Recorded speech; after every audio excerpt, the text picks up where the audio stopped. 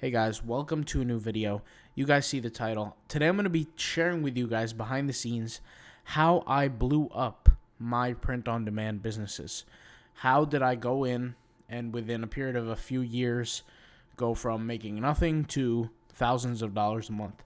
I'll kind of talk about this and I'll kind of talk about what is my secret sauce. So you guys know whatever I do, I go pretty hard at. And that's pretty common. I'm not going to give the same cliche talk over and over and over again about working hard, spending hours, beating the competition. I'm not going to talk about that. I'm going to share with you guys a different angle that you guys have heard me talk about before, but I haven't went too deep into it. So if you guys are familiar, I've mentioned this a few times, but with Zazzle, with TeePublic, and with Redbubble, I have these blogs, these websites that are outside of these platforms that promote my products. And I'm not talking about just Instagram, Pinterest, Twitter. I'm not talking about social media, but I'm talking about blogs that I own, okay? You can call them niche sites, you can call them blogs, you can call them really whatever you want. Now, what I was doing with these blogs is they'll have an overarching niche. They'll have a concept. So if it'd be like, for example, if I have Redbubble stores around motivation, inspiration, I have a motivational type blog, self-help type blog, mental health type blog that motivates people, right? Now this blog, and this is kind of where I had the benefit of this, is that these blogs, these websites that I had, I've spoken about them way before I ever spoke about print on demand. But these websites that I have, they have developed a following way before I even jumped into print on demand. And so what happened was I was selling my own products on these blogs. So I'll have a website. Look, I've said this so many times, but I've had a website about self-help, for example. And the way I make money off that website is not just the ads that I put on it, because that's really just pennies if you really think about it over a long term. I will have products that I sell, and I will link those products in the articles. Well, print on demand works the same way for me, but the only difference is, and there's only really one critical difference, is that when you sell something on a Redbubble, the more sales it gets, for example, it moves up the chain, up the algorithm. So just to give you guys a short concept of what I'm talking about, if you go to redbubble.com and you search something like a tiger, okay? This design, this tiger design, and I'll just show you what I'm talking about right here as this website loads. Just give it a second. Not sure, my connection is a little weak. Okay, once again, I'm going to search tiger. Just give me a second. Just bear with me here, guys. Okay, so like this design here, right now it's in the #1 organic spot. Okay, at one point, this design wasn't in the #1 spot. This design must have been on page 40, on page 50, on page 100. But the more sales it got, the more it started to move up the ranking. Same thing with this design. Same thing with this design. Same thing with all these other designs that you see at the top. They're not always at the top. They had to rank upwards. The more sales they get, the more favorites they get, the more attention they get, the higher click-through rate they get, the higher conversion rate, the more they move up. Okay, we know that because basic algorithmic information. Okay. So what I did was, and this is really what the benefit is that the more I would promote and the more I would get sales and the more I would boost my designs, essentially, the more they would move up in traffic. And the more that they would move up in traffic means the more sales they would get. So it would create this never-ending cycle. Well, how can I start to get those sales? What's another benefit, another way, separate than all the other methods that I've shared before? I've shared Instagram, I've shared Pinterest, shared Twitter, I've shared, I've actually shared Pinterest very slightly.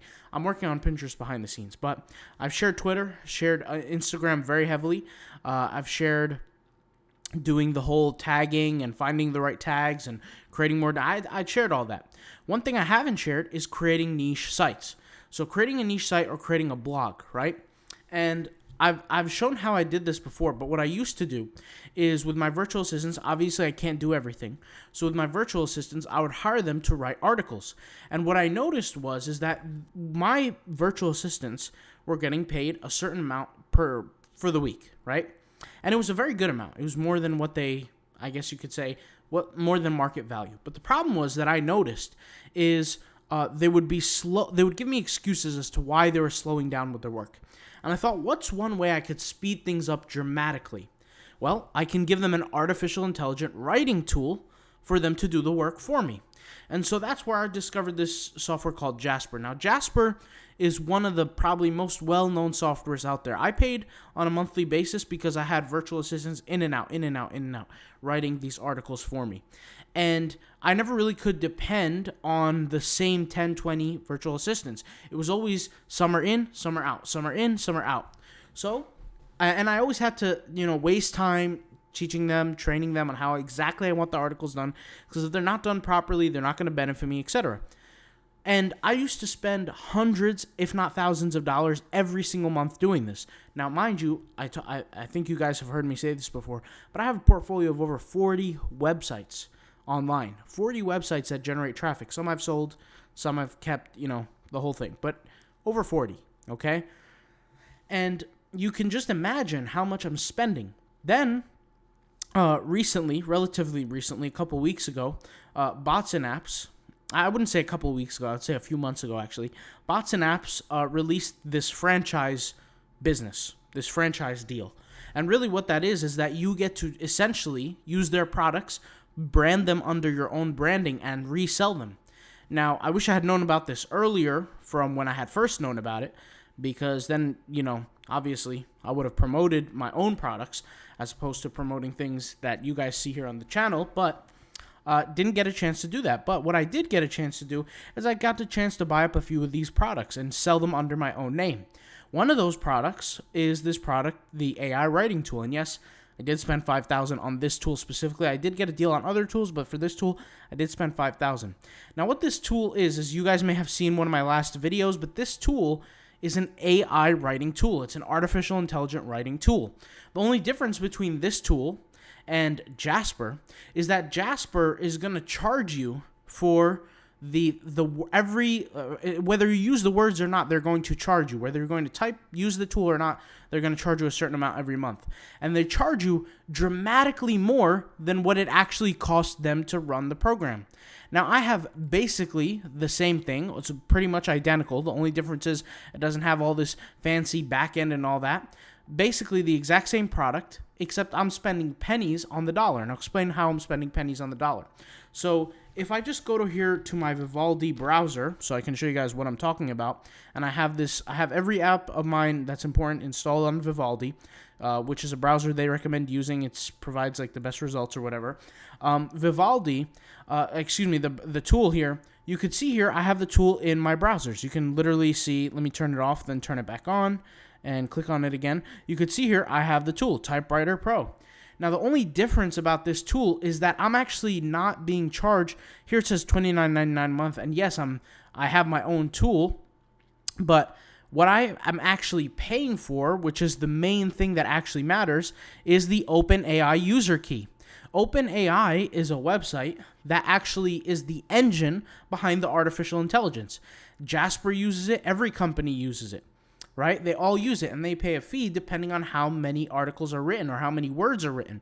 So what I did was I did a calculation. I tried to figure out, I said, okay, how much is Jasper AI profiting versus me using my own software now? Because essentially, I bought the software for $5,000, right? And what I learned is that for every article that I'm writing, Jasper is charging me about 100 times more than what I would normally essentially be charged if I went straight through OpenAI, which is exactly what I'm doing with this tool. So I thought this was pretty awesome. Now, I'm not here to promote it, but I'm just kind of explaining how I was able to produce this quote-unquote empire. And this is really what creates a cyclical effect. And I think the biggest advice you guys can take away from this video is try to figure out what system can you use in your personal business, whether you have to create the system or mimic somebody else's. What system can you create in your business that will spike your results in a way to where it is cyclical? And I'll explain. The more websites and blogs I built, right, through an AI system, which is very, very low cost compared to hiring writers, letting them sit there and write, and then charging them per article, and then having to edit it and do all that work, use the AI writing tool, get the product and the work done, right? That creates an empire of articles. That creates an empire of traffic. Then I use the tool, the marketplaces like, Redbubble, etc. I was gonna say Merch by Amazon, but I have a different video on that. I am back on Merch by Amazon. I will make a video on that soon. But Redbubble, let's say a marketplace where I promote a particular product and the product will then rank because of the traffic that I'm giving it and spiking in sales that way. So it creates a cycle that I only have to touch one endpoint. And one endpoint where I touch is just focusing on the traffic that's coming in as long as the designs are created. So if you guys see what I'm saying here is that every business has these tactics, these things that you could do to improve, these competitive advantages. I would argue that my competitive advantage, right, and it is a competitive advantage, is that I have articles and websites that hold blog posts that I can drive traffic to my print-on-demand products. Okay? One of the competitive advantages that I shared with you guys, which was a skill that I had taught in the very beginning of this whole print-on-demand journey, was doing the Instagram automation. Now, if you guys recall, Instagram automation is extremely useful for people that know how to operate it properly. And what is Instagram automation? Instagram automation is utilizing Instagram, automating the process, using robots to grow your Instagram account to then create sales for you. And Instagram is one of what I call the steroid ways. It's essentially like injecting your business with steroids. If you don't work out, it's not going to work out for you. If you work out and you do everything properly, it's going to work for you. It's going to produce sales for you. And the number of sales it produces is directly correlated to how well you're operating your business. If you're not operating your business properly, it's not going to do anything for you, because a lot of people, let's be frank, they produce 6 different designs on Redbubble, they use the Instagram tool, and they expect to make the right sales by promoting garbage images. That's not how it's supposed to be done. It's supposed to be done properly. And therefore, a lot of people use it, and a lot of people always comment and tell me, hey, how do we do this? How do we do that? Because they know that it's a system that works, and it's actually been working, and I'm not the only one that's been speaking about this. In fact, Instagram automation has been, I guess you could say, a topic of conversation way before I even got on the internet, okay? And when I mean on the internet, I'm not talking about my personal experience. I'm talking about YouTube. But it's way before I've been making these YouTube videos. So, that was one of the steroid, I guess you could say, hacks. But what did I say with the Instagram automation? If you're going to run your business, you have to make sure you don't cheat the game. Meaning, you have to put in the hard work first, earn some sales first, before you start using the steroids, because you're not going to appreciate what the steroids do for you. You're not going to appreciate it, because what happens is people will be their first week into Redbubble, and they'll be like, okay, let me try this Instagram thing. And then they're going to start getting sales, but then they're going to think and realize that, oh yeah, they deserve those sales. No, it was the Instagram tool that got you those sales. Then what they'll do is either they'll cut it off or they'll walk away from it entirely, and then they'll scratch their head and say, well, why am I not making sales? Well, you're not making sales because your foundation, your fundamentals were not even solidified.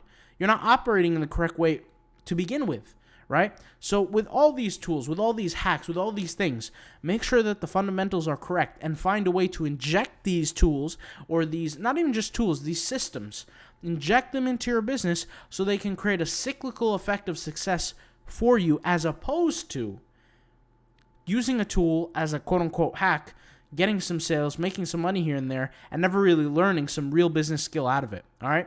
I'll talk to you guys later. Thank you guys for watching. Peace out. Bye.